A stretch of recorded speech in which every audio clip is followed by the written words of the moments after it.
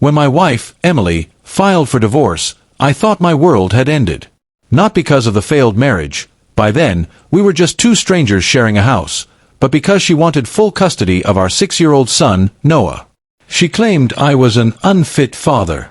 Those words echoed in my head for weeks, tearing at my confidence. I wasn't perfect, but I loved my boy more than anything. Emily and I met in college. Back then, she was bright, ambitious, and full of life. I was just starting my career as a mechanic, while she was finishing law school. 4 years, we made it work. Long hours, little money, and a small apartment. When Noah was born, I thought we'd finally found our purpose. But something changed. As Emily's career took off, she grew distant. She started seeing me as someone who'd settled too early, a man without the same drive. When she moved out, she took Noah with her, saying he deserved stability. I begged her to reconsider, but she had already decided. The divorce papers came a week later. Her lawyer's statement was cold and sharp. The child's mother believes the father's home environment and financial capacity are insufficient for proper upbringing. I was crushed. I worked 2 jobs, days at the garage, nights doing delivery runs, just to provide for Noah. I'd built his little world from love, not money.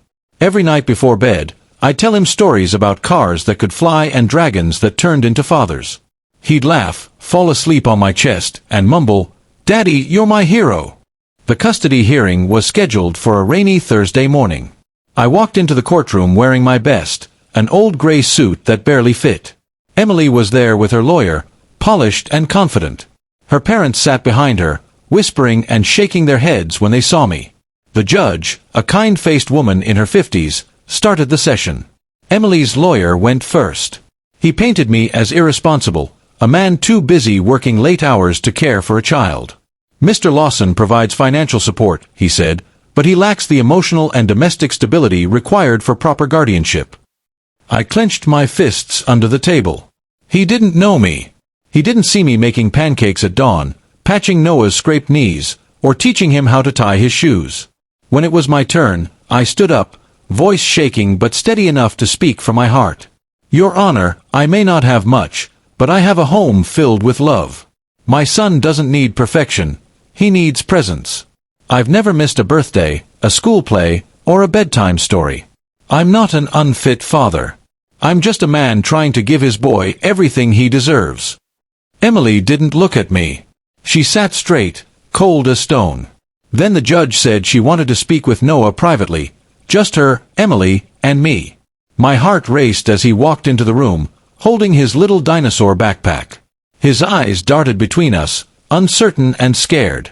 The judge knelt down and smiled. "Noah, sweetie, do you know why we're here?" He nodded.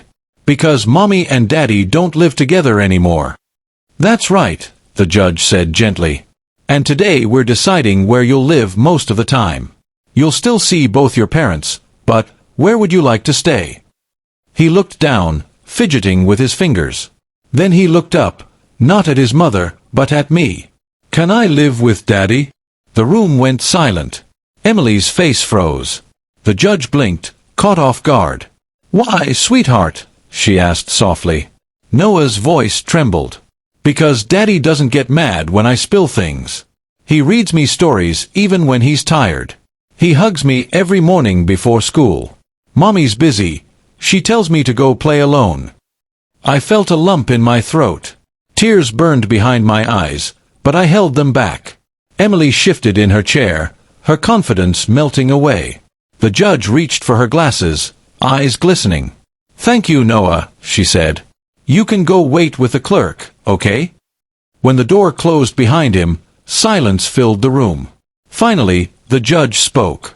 "Mrs. Lawson, I appreciate your stability and professional success, but a child's emotional well-being cannot be overlooked. This court grants joint custody, with primary residence under the father." Emily's jaw dropped. I couldn't breathe. I turned to her, but she refused to meet my eyes. When we left the courthouse, Noah ran into my arms, shouting, "We can live together, Daddy!" I picked him up, kissed his forehead, and whispered, "Yes, buddy. We're finally going home." That night, we sat in our tiny apartment eating pizza on the floor, laughing at cartoons.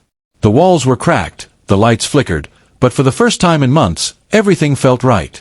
Later, as I tucked him into bed, Noah said, "Daddy, are you happy?" I smiled, brushing his hair back. "I am now, little man. I am now." Sometimes, love doesn't need to win loudly, it just needs to show up, every single day, even when the world calls you unfit.